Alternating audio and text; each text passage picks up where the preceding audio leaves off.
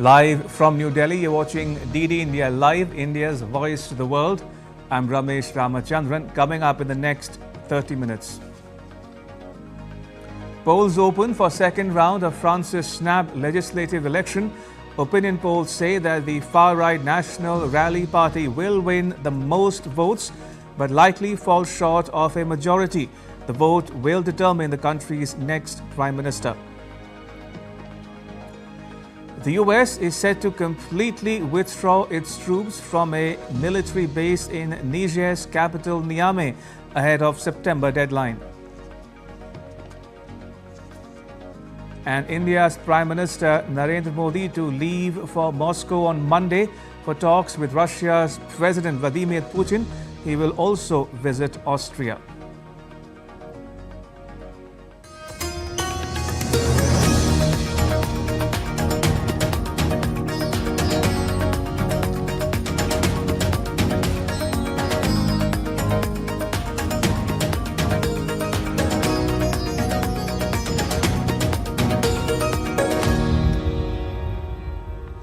Voting is underway in the second round of France's parliamentary election, with the far right looking to make major gains. Polling opened at 600 GMT on Sunday and will close at 1600 GMT in towns and small cities and 1800 GMT in larger cities. Voting has already started in some France's overseas territories. The decisive runoff election will see 49.3 million eligible people cast their vote. A focus of this election will be if Marine Le Pen's far-right National Rally Party can secure an absolute majority in France's legislature or not. Le Pen's party came out on top in the first round of polling on the 30th of June. Recent polls suggest that Le Pen's party may fall short of an absolute majority while still being the largest party. Residents of New Caledonia queued to cast their votes in French parliamentary election on Sunday, saying that they hoped they would bring peace to the territory. Long queues snaked around a polling station in the New Caledonian capital, Niamey, with many voters saying that they hoped for successful negotiations between pro- and anti-independence camps and a return to stability.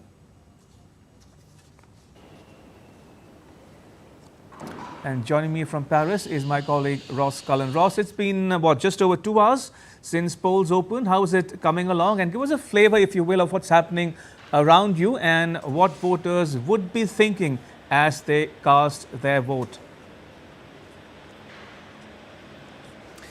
Well, hi Ramesh, we've got a polling station just behind us here in central Paris. You can see some of the people coming out having cast their ballot for the second time in 2 weeks.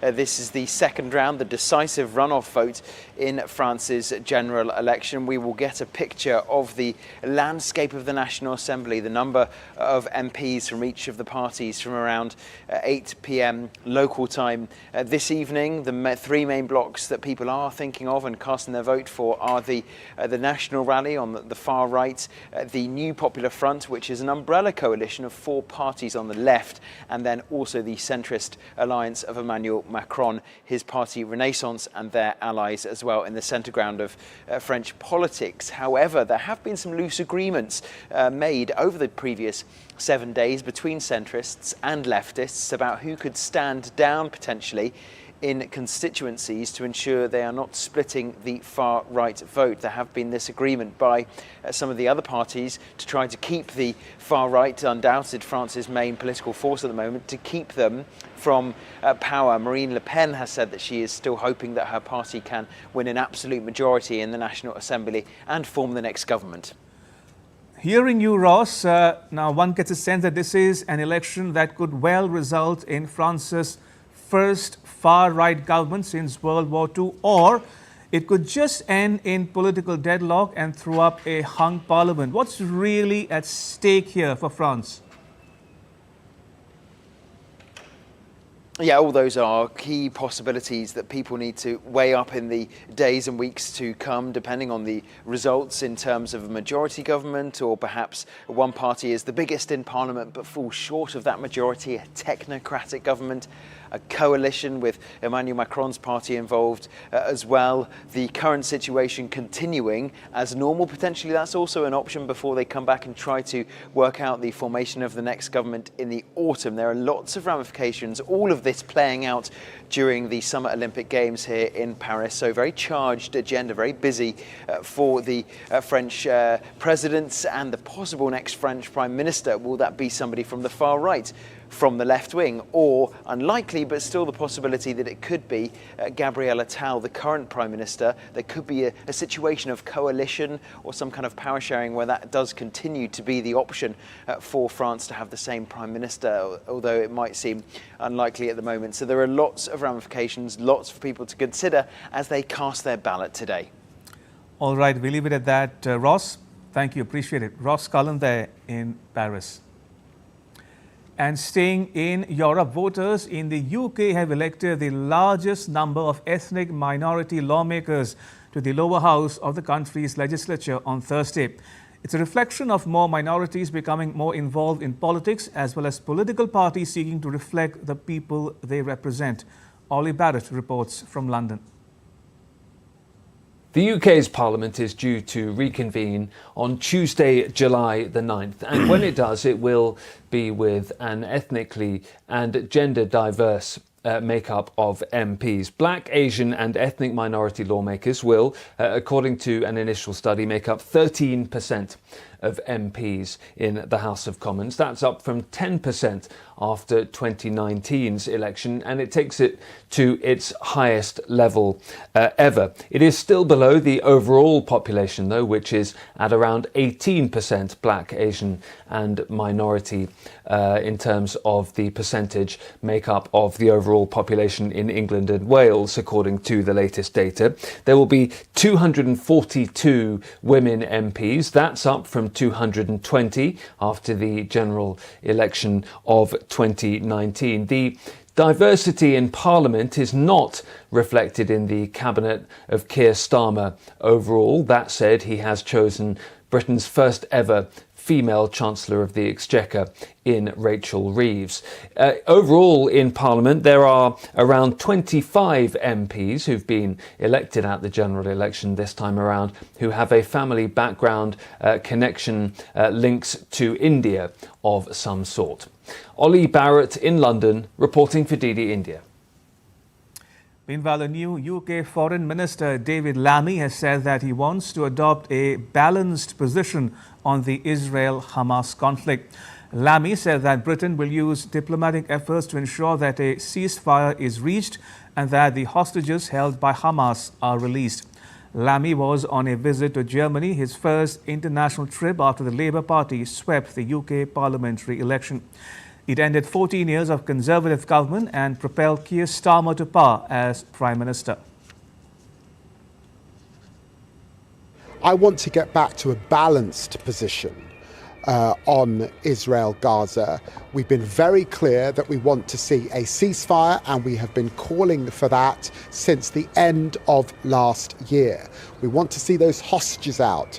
The fighting has to stop. The aid has got to get in, and I will use all diplomatic efforts to ensure that we get to that ceasefire.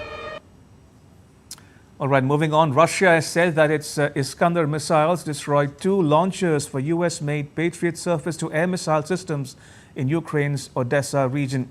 A state of emergency has been imposed in parts of Russia's Voronezh region after a Ukrainian drone attack sparked a warehouse fire. Now, this comes after Ukraine said that it destroyed all 13 drones that Russia launched targeting the country. NATO leaders will hold a 3-day summit in Washington, D.C. beginning the 9th of July to mark the 75th anniversary of the Transatlantic Alliance. The Russia-Ukraine conflict is expected to be high on the agenda.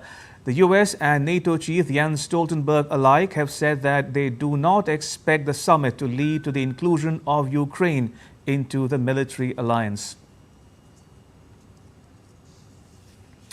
In other news, the US military is set to complete its withdrawal on Sunday of personnel from Niger's Air Base 101 in the nation's capital Niamey, and then will shift its focus to exiting a major drone base in the coming weeks. U.S. Air Force's Major General Kenneth Ekman, who is in Niger to coordinate the departure, said the U.S. exit from Airbase 101 will be finalized with a ceremony on Sunday evening local time. The base is located next to the Diori Hamani International Airport in Niamey. Niger's ruling junta has in April ordered the U.S. to withdraw its nearly 1,000 military personnel from the country. Before the coup, Niger had been a key partner in the U.S. fight against insurgents in the Sahel region of Africa, who have killed thousands of people and displaced millions more.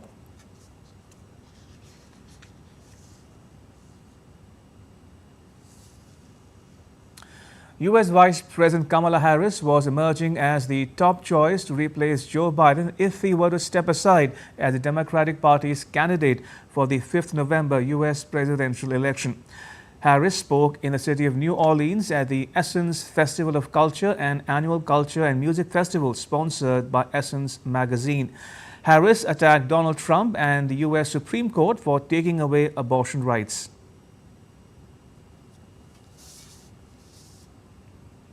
This is probably the most significant election of our lifetime. You know, we have said it every 4 years, but this here one is it. We are looking at an election that will take place in 122 days. 122. Where on one side, you have the former president who is running to become president again, who has openly talked about his admiration of dictators and his intention to be a dictator on day one, who has openly talked about his intention to weaponize the Department of Justice against his political enemies, who has talked about being proud of taking from the women of America a most fundamental right to make decisions about your own body. Taiwan claimed to have detected 15 Chinese military aircraft and 10 naval vessels around its territories in the last 24 hours. In retaliation, Taiwan employed aircraft, naval vessels and coastal missile systems to monitor Beijing's activities. Since September 2020, China has intensified its use of grey zone tactics by operating more military aircraft and ships near Taiwan. Grey zone tactic is an effort or a series of efforts beyond steady state deterrence and assurance that attempts to achieve one's security objectives without resorting to direct and sizable use of force. Now, this latest incident adds to a series of similar provocations by China in recent months. Nearly 12,000 migrants from Afghanistan were deported from Iran and Pakistan last week. This according to media reports citing the Taliban-led Ministry of Refugees and Repatriation. The ministry said in a newsletter that the migrants were expelled by the governments of Pakistan and Iran and that they have since returned to Afghanistan. The expelled people entered Afghanistan through the borders of Torgundi, Spin Boldak, Islam Kala Herat and Abreshim Nimruz between the 3rd and the 6th of July. And now take a look at what else is making news around the world. Europe's most active volcano, Etna, has erupted again. Lava can be seen spurting near Italy's city of Catania. Etna and Stromboli are the most explosive volcanoes, erupting more violently because of minute variations in the chemical composition of their magma. 3 people were killed after a fire ripped through a house in Sydney, Australia. Neighbours and emergency services rushed to the scene as the Layla Park home in Sydney's west was engulfed by fire. 2 boys aged 2 and 4 were rescued from the burning home and taken to Westmead Hospital in a critical condition, who died a short time later. Spain's annual Saint Fermin festival began with the lighting of a firecracker. Held in the city of Pamplona, the festival would be on till the 14th of July. It's renowned for its running of the bulls, where participants run ahead of a group of bulls through the city's streets.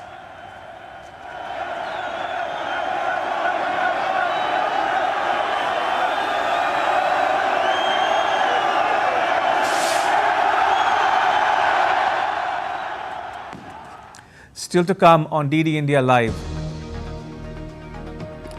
We preview the Indian Prime Minister's forthcoming visit to Russia. And at least 17 people die as buildings collapse in 2 cities in India.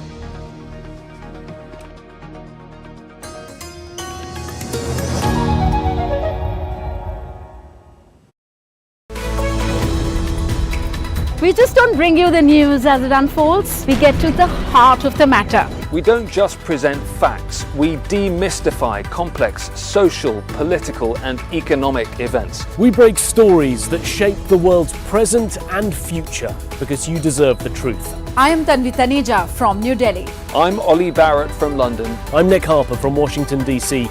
Join us on DD India Global Monday to Friday at these times.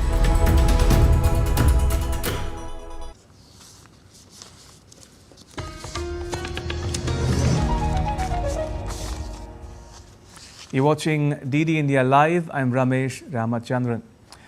India's Prime Minister Narendra Modi will leave for Russia on Monday for talks with Russia's President Vladimir Putin as part of the 22nd India-Russia Annual Summit. It'll be Modi's first trip to Russia since Moscow launched its military offensive on Ukraine. The visit follows Prime Minister Modi's re-election for a 3rd consecutive term. Modi last visited Russia in 2019 for an economic forum in the far eastern Russian port city of Vladivostok. He last travelled to Moscow in 2015.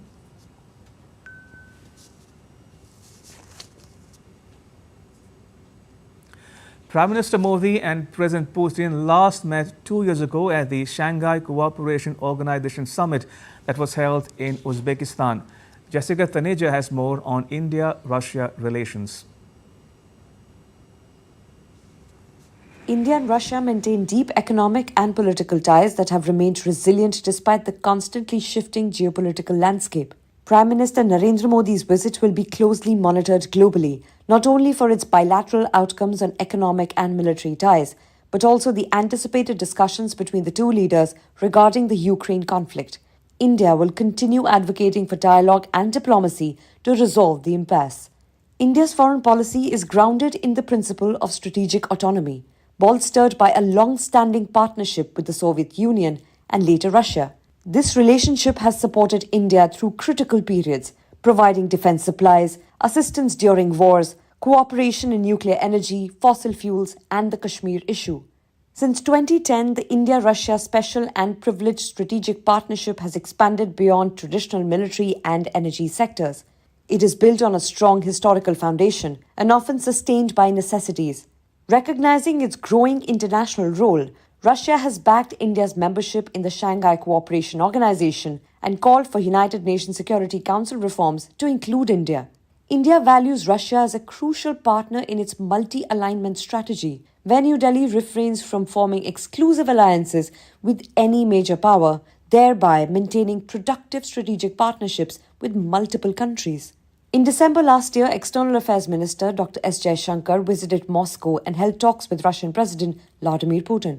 During his 5-day visit, 3 agreements were signed which included documents related to the Kundakalam nuclear power plants, a memorandum of understanding on pharmaceutical and healthcare cooperation, and a protocol on foreign office consultations. The Kremlin remains a significant geopolitical power that can help balance India's strategic concerns. It continues to offer diplomatic support to India in the UN Security Council and wields substantial influence in its broader continental neighborhood.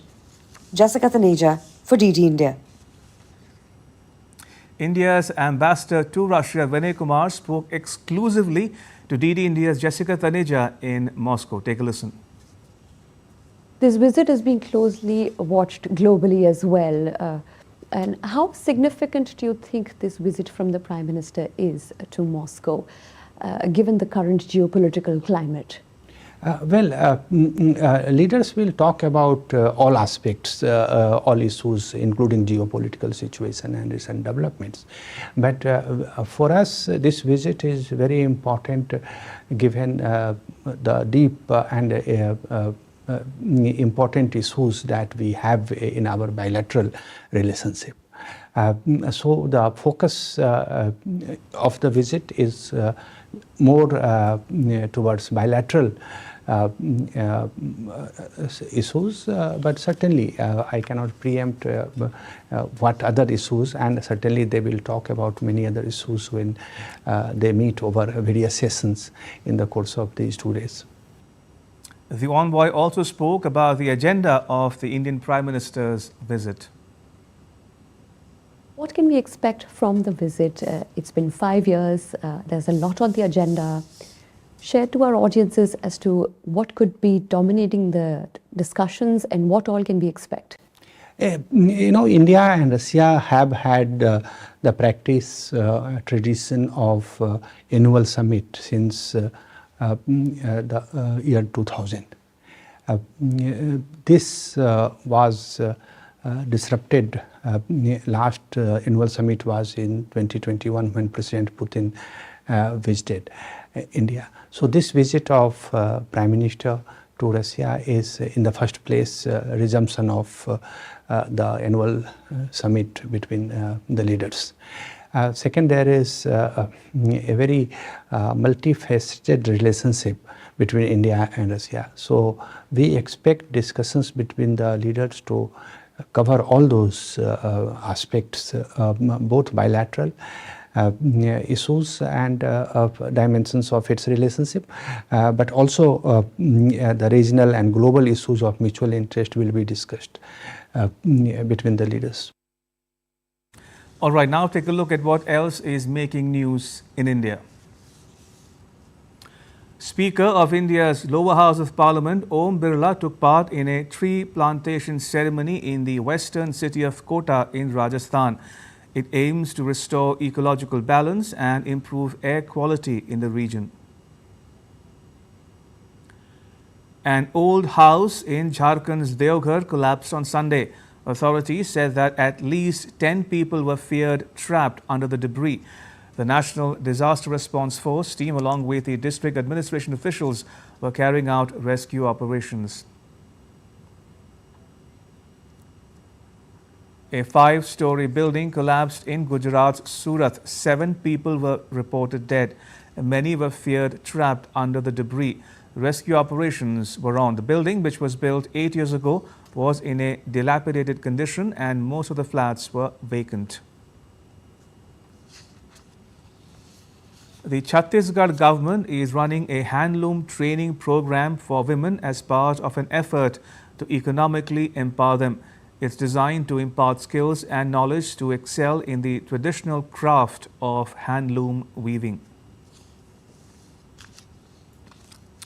The flood situation in India's northeastern state of Assam worsens as 6 more deaths have been reported in the state, bringing the death toll to 58. The condition remains worrisome as more than 2 million people in 29 districts are reeling under the deluge. 218 persons were evacuated on Saturday.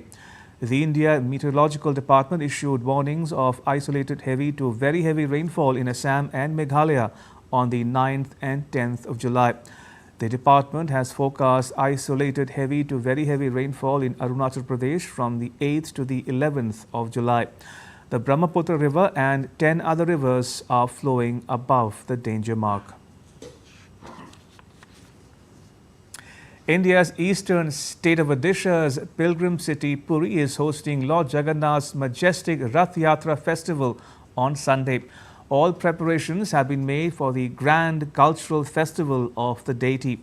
The servitors of Sri Mandir, the abode of Lord Jagannath, his elder brother Lord Balabhadra and Devi Subhadra on Saturday performed the Agyan Mala, a ritual to garland as symbol of permission for the 3 chariots ahead of the Rath Yatra.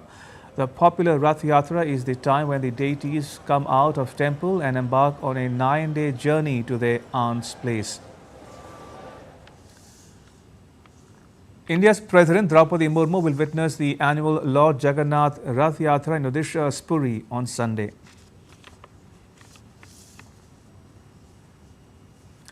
On to sports news now. In Euro 2024, England scored all of its spot kicks to beat Switzerland 5-3 in penalties to make its way into the semi-finals. In a pulsating draw at Dusseldorf, Breel Embolo gave the Swiss the advantage in the 75th minute by scoring off a low cross. But the advantage was nullified by Bukayo Saka 5 minutes later as he scored a stunner from outside the box. For Switzerland, the spot kicks brought a cruel end to the dream of making it to its first ever European Championships semi-final. Meanwhile, in another quarter-final match, the Netherlands came from behind to down Turkey 2-1 and set up a Euro 2024 semi-final clash against England. A Stefan de Vrij header and Matt Mulder's own goal inside the last 20 minutes wiped out Samet Akedin's first-half opener in the quarter-final and allowed the Dutch to book their place in Wednesday's last four tie in Dortmund. At Wimbledon, world's top-ranked women's player Iga Swiatek suffered a shocking defeat in a third-round encounter on Saturday as Yulia Putintseva of Kazakhstan mounted an impressive comeback to secure victory. Initially, Swiatek seemed to be in control, comfortably claiming the first set without exerting much effort. But her performance took a drastic turn for the worse in the subsequent sets. Putintseva capitalized on Swiatek's sudden decline, breaking the Polish player's serve twice in both the second and third sets. And with that, it's a wrap on this edition of DD India Live. You can get all the latest news and updates on the DD India mobile app. It's available on both Android and iOS platforms. You can scan the QR code on the screen now to download it. And let us know your thoughts on the news of the day. You can connect with us on Facebook, X and Instagram. You can also check out our website ddindia.co.in.